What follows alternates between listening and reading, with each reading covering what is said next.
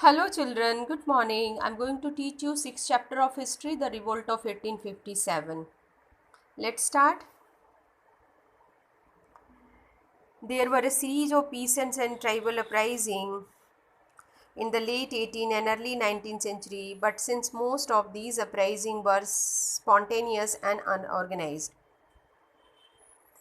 Late 18 और early 19 century में बहुत सारे पीसेंट्स और ट्राइबल विद्रोह हुए अंग्रेज़ों के ख़िलाफ़। पर ये सारे जितने भी विद्रोह थे ये अनऑर्गेनाइज थे और बिना प्लानिंग के थे। They could be cross easily bye the British. इसी वजह से ये जो विद्रोह थे इन्हें अंग्रेज़ों ने ईज़िली दबा दिया। Discontent continue to simmer among the various section of the Indian population. और इस समय जो है बहुत इंडियन जो पॉपुलेशन थी उसके बहुत सारे सेक्शन के लोग अंग्रेज़ों से काफ़ी खफा थे। Let us study the various cause that led the revolt. चलिए अब हम उस कारण को खोजते हैं जिनकी वजह से 1857 का रिवोल्ट हुआ। तो फर्स्ट जो कॉज है वो है इकोनॉमिक कॉज। इकोनॉमिक कॉज में फर्स्ट जो दिया है वो है decline of traditional industry. The flourishing handicraft industry sustained by Indian artisan was ruined under the new economic policies of the British. Previous chapter में मैं आप लोगों को ये पढ़ा चुकी हूँ कि ब्रिटिशर्स के आने से पहले इंडिया में हैंडीक्राफ्ट इंडस्ट्री और स्मॉल स्केल जो इंडस्ट्री थी वो काफ़ी फल फूल रही थी, लेकिन आने के बाद उनकी न्यू इकोनॉमिक्स पॉलिसी थी उसकी वजह से ये सारी की सारी ट्रेडिशनल इंडस्ट्री डिक्लाइन करने लग गई, यानी उनका पतन होने लगा। नेक्स्ट है decline of agriculture and famines. Much of land that was traditionally reserve for the food crop production. हमारे इंडिया में जो ट्रेडिशनली खेती होती थी उसमें अधिकतर जो खेती वो फूड क्रॉप का ही प्रोडक्शन होता था, लेकिन जब ब्रिटिश आए तो उन्होंने इंडियन पीसेंट्स फार्मर को फोर्स करना स्टार्ट कर दिया कि आप लोग कमर्शियल क्रॉप का प्रोडक्शन करिए, जिसकी वजह से क्या हुआ, शॉर्टेज ऑफ फूड की कमी होने लग गई, poverty and suffering of the Indians, गरीबी आ गई और लोग जो है फूड की कमी की वजह से सफ़रिंग करने लग गए। नेक्स्ट है land reforms policy. Under the new land revenue system displace peasants from their land और reduce them to bonded labour. अंग्रेज़ों की जो न्यू रेवेन्यू पॉलिसी थी जिसके बारे में मैं आप लोगों को पहले बता चुकी हूँ, रैयतबाड़ी महलबाड़ी सिस्टम, इन सब की वजह से जो हमारे पीसेंट्स थे उन्हें अपनी ज़मीनों से बेदखल होना पड़ा, इवन द जमींदार, और उन्हें बॉन्डेड लेबर यानी मजदूरी करने के लिए मजबूर होना पड़ा। Even the zamindars had their land taken away by the British if they failed to pay revenue on time. यहाँ तक कि जो ज़मींदार लोग थे उनसे भी ज़मीनें ले ली जाती थी अगर वो टाइम पर रेवेन्यू न पेड करें तो। The study decline the agriculture, इसी वजह से धीरे धीरे एग्रीकल्चर भी जो है वो डिक्लाइन करने लगा, यानी पतन होने लगा उसका। नेक्स्ट है political cause. The policy of annexation practice by the British. इससे पहले हम लोग पढ़ चुके हैं doctrine of lapse, subsidiary alliance, जो अंग्रेज़ों की हड़प की नीति थी, राज्यों को किसी वजह से हड़प लेना, like the Rani Lakshmibai of Jhansi, Nana Sahib, इन सब की स्टोरी आप पीछे पढ़ चुके हैं। तो जो मोस्ट इंडियन रूलर थे became the enemies of the British and went on to lead the revolt of their respective region. ये सारे रूलर्स जो थे इसी वजह से अंग्रेज़ों से दुश्मन हो गए अंग्रेज़ों के, और उन्होंने अपने अपने रीजन में जो है अंग्रेज़ों के खिलाफ विद्रोह स्टार्ट कर दिया। नेक्स्ट जो कॉज है वो है social and religious cause. The social reforms introduce by the British such as the abolition of sati, child marriage, फिर इसके बाद विडो रीमैरिज भी उन्होंने स्टार्ट कर दिया, and the introduction of western education for women. अंग्रेज़ों ने बहुत सारे सामाजिक सुधार किए जिसमें उन्होंने एक सती प्रथा थी उसको ख़त्म कर दिया, चाइल्ड मैरिज भी बंद कर दिया, विडो रीमैरिज स्टार्ट कर दिया और वुमेन्स के लिए वेस्टर्न एजुकेशन इंट्रोड्यूस कर दिया। इसकी वजह से बहुत सारे इंडियन जो थे वो unwelcomed interference in their age old social custom, उनका मानना था कि हमारे जो पुराने ट्रेडिशन है, हमारे कस्टम हैं, हमारी परंपराएं हैं, उसमें बेवजह जो अंग्रेज़ हैं वो दखल अंदाजी कर रहे हैं। इसी वजह से बहुत सारे इंडियन जो थे वो ब्रिटिशर से, अंग्रेज़ों से खफा थे, जिसी वजह से 1857 का रिवोल्ट स्टार्ट हुआ। नेक्स्ट जो कॉज है वो है मिलिट्री कॉज। मिलिट्री कॉज में आप लोग पढ़ेंगे द सिपाही वर paid for less than the British soldier. अंग्रेजी जो ब्रिटिश सोल्जर थे, ब्रिटिश, उनके तुलना में जो इंडियन सिपाही थे उनको कम सैलरी मिलती थी। एंड इंडियन जो सिपाही थे never hope to rise to the higher rank in the army. Indian सिपाही कभी सोच भी नहीं सकते थे कि हमें हाई रैंक मिलेगा आर्मी में, क्योंकि ये सारी सीटें ब्रिटिश सोल्जर के लिए रिजर्व थी। और फिर इसके बाद जो है ब्रिटिश जो आर्मी थी डायरेक्ट थ्रेटेड्स रिलीजन, रिलीजन को लेकर जो है अटैक करते थे। They were banned from the wearing turban, पगड़ी पहनने पर उन लोगों ने पाबंदी लगा दी। एंड अदर रिलीजियस मार्क्स जो होते हैं सभी धर्मों के साइन, उसको पर भी उन्होंने लोगों ने बैन लगा दिया। और सबसे बुरा तो तब हुआ जब general service enlistment act 1856 pass हुआ। इस न्यू एक्ट के थ्रू जो न्यू रिक्रूट्स थे, जो नई भर्ती थी सोल्जर की, cross the sea to fight war, अब वो समुद्र को पार करके युद्ध लड़ने बाहर जाएंगे, जिसकी वजह से बहुत सारे जो इंडियन सोल्जर्स थे वो ब्रिटिश से नाराज चल रहे थे। अब है immediate cause. The British introduce the Enfield rifles in 1857। अंग्रेज़ों ने जो है एक नई राइफ़ल इंट्रोड्यूस करी 1857 में। ये पिक्चर में आप लोग देखिए। The rifle had a grease cartridge that had to be beaten open before being loaded into the rifle। जो राइफ़ल में जो गोली भरी जाती थी उसके ऊपर ग्रीस लगा होता था और उसे मुंह से काट करके तब उसे राइफ़ल में लोड किया जाता था। A rumor spread that the grease was made out of the cow and और पिग फैट। एक अफवाह फैली कि जो गोली के ऊपर जो ग्रीस लगी हुई है वो काऊ और पिग की फैट है, यानी चर्बी लगी हुई है। तो जिसकी वजह से चाहे वो हिंदू सोल्जर हो या मुस्लिम सोल्जर हो, वो सभी के सभी इस वजह से ब्रिटिश से नाराज़ हो गए। और फिर ब्रिटिश जो थे वो बात बात पर जो थे trying to insult their religion, वो इंडियन सोल्जर्स की, चाहे वो कोई भी धर्म का हो, उसकी इंसल्ट करते रहते थे। नेक्स्ट है ऑन 29 मार्च 1857 मंगल पांडे, जो कि 1857 रिवोल्ट के पहले सिपाही माने जाते हैं।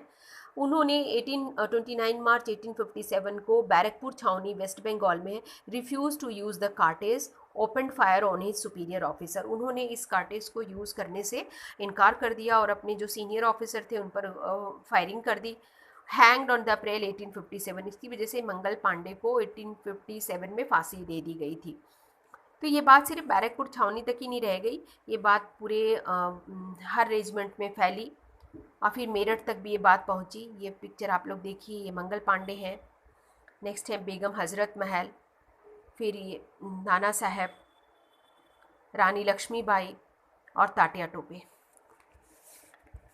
बैरकपुर छावनी की बात धीरे धीरे स्प्रेड होते हुए फैलते हुए मेरठ तक पहुंची। On 24 April 1857 some sipahi of the Meerut refuse to use the cartridge. 24 अप्रैल को जो कुछ सिपाहियों ने मेरठ की जो छावनी के थे उन्होंने इस कार्टेज को यूज़ करने से मना कर दिया और बगावत कर दी। दे वर सेंटेंस टू 10 ईयर इम्प्रिजन्ड। उन्हें जो है 10 साल के लिए इम्प्रिजन जेल में डाल दिया गया। Next day some other sipahi attack and killed a number of British officers, womens and children. बहुत सारे जो थे सिपाहियों ने ब्रिटिश ऑफिसर्स पर और वुमेन्स और चिल्ड्रन पर अटैक कर दिया। फ्री द इम्प्रिजन, सिपाही जो जेल में बंद थे सिपाही उनको छुड़ा दिया। And they March towards Delhi, और वो दिल्ली की तरफ कूच कर गए अंडर द लीडरशिप ऑफ बख्त खान। बख्त खान के नेतृत्व में मेरठ के सिपाही दिल्ली चल दिए। On reaching Delhi on the 11th मई, 11 मई को दिल्ली पहुँचे एंड डिक्लेयर, जो पूरा बूढ़े राजा थे इंडिया के मुगल बहादुर शाह जफर, उनको एम्परर घोषित कर दिया। लेकिन ब्रिटिशर्स ने क्या किया, सितंबर में वो लोग रिकैप्चर कर लिया उन लोगों ने दिल्ली को। अनकैप्चर द बहादुर शाह जफर, बहादुर शाह जफर को उन्होंने कैप्चर कर लिया। And exile him to Burma where he remained till his death. और बहादुर शाह जफर को देश निकाला दे दिया, वर्मा के मांडले जेल वो रहे और जब तक उनकी डेथ नहीं हुई तब तक। In 1856, Awadh was annexed on the ground of misgovernance under the doctrine of lapse. अंग्रेज़ों को तो हड़पने के अंदर कुछ भी बहाना चाहिए था, तो मिस गवर्नेंस का बहाना बनाकर उन्होंने अवध को अपने कब्जे में ले लिया था डॉक्ट्रिन ऑफ लैप्स के थ्रू। और बाजिद अली शाह जो अवध के नवाब थे, उन्हें अवध से निकाल करके कलकत्ता भेज दिया गया। जब रिवोल्ट स्टार्ट हुआ तो बेगम हज़रत महल, द वाइफ ऑफ नवाब वाजिद अली शाह, उन्होंने जो है बेगम हज़रत महल ने 1857 के रिवोल्ट को ज्वाइन कर लिया। सिपाही लोगों ने क्या किया, जून 1857 में अटैक कर दिया ब्रिटिश रेसिडेंसी पर लखनऊ में। फिर इसके बाद जो है after 8 months of the siege the British finally manage to crush the rebellion and recapture Lucknow. 8 महीने की घेराबंदी के बाद ब्रिटिशर्स लोगों ने इस विद्रोह को दबा दिया और लखनऊ को रिकैप्चर कर लिया under the leadership of sir Colin Campbell in March 1858। Colin Campbell के नेतृत्व में 1858 में लखनऊ पर अंग्रेज़ों ने कब्जा कर लिया वापस। बिहार में in Arrah Bihar the revolt was led by Kunwar Singh and Bareilly it was led by Khan Bahadur Khan. तो बिहार और बरेली में भी 1857 का रिवोल्ट हो रहा था, सबको अलग अलग लीडर जो है वो लीड कर रहे थे। तो आप लोग देखिए रिवोल्ट जो है मेरठ भी हुआ, दिल्ली भी हुआ, अवध भी हुआ, बिहार और बरेली में भी हो रहा है, लेकिन सबके लीडर अलग अलग हैं। नेक्स्ट है कानपुर। कानपुर में भी रिवोल्ट हुआ। The revolt in Kanpur was led bye Nana Saheb. Adaptation को अंग्रेज़ों ने जो थे बाजीराव सेकंड को रूलर मानने से मना कर दिया था डॉक्ट्रिन ऑफ लैप्स के थ्रू, जिसकी वजह से वो काफ़ी नाराज़ थे और उन्हें नाना साहब को पेंशन पर उन्होंने रख दिया था। तो उनके जो कमांडर थे Tatya Tope, Nana Sahab attack the British troop and force them into surrender after 3 week. लेकिन फिर दोबारा British troop soon arrived and defeated the Nana Sahab इन जून 1857 और फिर इस तरह से कानपुर पर ब्रिटिशर्स ने वापस कंट्रोल कर लिया। तो ये थी 1857 के रिवोल्ट की कहानी कि इंडिया में कैसे रिवोल्ट हुआ, लेकिन सब अलग अलग जगह पे हुआ और सब लीडर अलग अलग थे। अगला जो टॉपिक है cause for the failure of the revolt. वो कौन कौन से कारण थे जिनकी वजह से 1857 का रिवोल्ट फेल हुआ। तो फर्स्ट जो है कॉज है वो है not all section of Indian society join the revolt. Several Indian rulers like the Scindia of Gwalior, Holkars and Nizam of Hyderabad, Nawab of Bhopal, Raja of Patiala, Nabha, Jind and Jodhpur, traders and zamindar continue to lend support the British. ये सभी के सभी जो अंग्रेजों को सपोर्ट कर रहे थे। Sikh, Rajput and Gorkha battalion also remained loyal to the British and help them to suppress the revolt. ये सभी के सभी सिख, राजपूत और गोरखा बटालियन जो थे ब्रिटिश को सपोर्ट कर रहे थे, उनके लॉयल थे और 1857 का रिवोल्ट को सप्रेस करने में हेल्प कर रहे थे। सिर्फ सिपाही, कुछ पीसेंट्स और कॉमन लोग जो है अपने बल पर इस मूवमेंट को चला रहे थे। इसी वजह से हम लोग 1857 का रिवोल्ट फेल हो गया। अब नेक्स्ट है ये रिवोल्ट जो था, revolt largely remained confined in certain pocket in northern and central India. ये जो रिवोल्ट है वो कुछ पॉकेट एरिया में ही लड़ा गया, मतलब बहुत छोटी जगह पर, जैसे नॉर्दर्न और सेंट्रल इंडिया में Assam, Bengal, Orissa, Rajasthan, part of Punjab and most south India remained unaffected the revolt. 1857 का रिवोल्ट जो है असम, बंगाल, उड़ीसा, राजस्थान, पंजाब और साउथ इंडिया में नहीं लड़ा गया, इसी वजह से ये रिवोल्ट फेल हुआ। नेक्स्ट है due to the lack of the strong central leadership. एक स्ट्रॉन्ग सेंट्रल लीडरशिप की कमी थी, इसी वजह से ये रिवोल्ट फेल हुआ, क्योंकि रानी लक्ष्मीबाई, नाना साहब एंड बेगम हज़रत महल सभी लोग लड़ रहे थे, एबल लीडर थे, बट देयर रेस्पेक्टिव रीजन, अपने अपने एरिया के। एक सिंगल लीडरशिप की कमी थी। अगर एक राजा रहता और सभी इसके अंडर में लड़ते तो शायद ब्रिटिश 1857 में ही इंडिया छोड़कर चले गए होते। नेक्स्ट है lake of the common vision. एक कॉमन विजन की कमी थी। अगला पॉइंट है जो अंग्रेज़ों के पास जो आर्म्स थे, हथियार थे, वो काफ़ी मॉडर्न थे। वेपन्स जो थे, हमारे पास जो वेपन्स हथियार थे काफ़ी पुराने थे, इसकी वजह से भी हम हार गए। और नेक्स्ट है British were organise and discipline. अंग्रेज जो थे काफ़ी ऑर्गेनाइज थे और डिसिप्लिन थे। और जो हम लोग जो थे वो डिसिप्लिन और ऑर्गेनाइज नहीं थे, हमारे सोल्जर, इसी वजह से कमी थी हमारे यहाँ डिसिप्लिन और ऑर्गेनाइजेशन की, इसी वजह से हम 1857 का रिवोल्ट हारे। तो आप लोगों को सारे कॉज पता चल गए कि 1857 का रिवोल्ट क्यों फेलियर हुआ। अब हम पढ़ेंगे कॉन्सिक्वेंसेस ऑफ द रिवोल्ट, यानी कि इस रिवोल्ट के क्या रिजल्ट निकले, परिणाम क्या हुआ। तो फर्स्ट है the most important consequences of the revolt of 1857 was the dissolution of the East India Company. East India company अब 1857 के बाद ख़त्म हो जाएगी। अब उसकी जगह जो है गवर्नमेंट ऑफ इंडिया एक्ट पास हुआ, जिसमें इंडिया जो है सीधे ब्रिटिश क्राउन के अंडर में आ गया। तो ब्रिटिश क्राउन में एट द रॉयल दरबार हेल्ड द इलाहाबाद इन नवंबर 1858। सबसे पहले जो 1858 में नवंबर में इलाहाबाद में एक रॉयल दरबार हुआ, जिसमें कि क्वीन विक्टोरिया की एक घोषणा पढ़ी गई। The main feature of the, क्या है उस औपचारिक घोषणा पत्र में। तो फर्स्ट है governor general was abolished, governor general को ख़त्म कर दिया गया, उसकी जगह वॉइस रॉय इंट्रोड्यूस हुआ। Lord Canning was appointed as the first viceroy of India, Lord Canning को फर्स्ट वाइस रॉय अपॉइंट किया गया। Post of the secretary state would be created, अब सेक्रेटरी स्टेट की पोस्ट क्रिएट की गई। Third है doctrine of lapse would be cancelled and the policy of annexation stopped. Fourth है general amnesty would be granted to all rebel except those who were directly involve the killing British subject. All the treaties and agreement between the Indian princes and the East India Company would be honored. Last है Crown would not interference with the social and religious custom of India. इतने सारी घोषणा के बाद अब सीधे के सीधे जो इंडिया है वो ब्रिटिश क्राउन यानी क्वीन विक्टोरिया अब इंडिया पर रूल करने लग गई। तो ये रिजल्ट निकला 1857 के रिवोल्ट का। 1857 के रिवोल्ट से पहले इंडिया में ईस्ट इंडिया कंपनी रूल कर रही थी, लेकिन 1857 के रिवोल्ट के बाद अब हम ब्रिटिश पार्लियामेंट के अंडर में आ गए और क्वीन विक्टोरिया इंडिया पर रूल कर रही है। नेक्स्ट अब हम पढ़ने वाले हैं पाइका विद्रोह।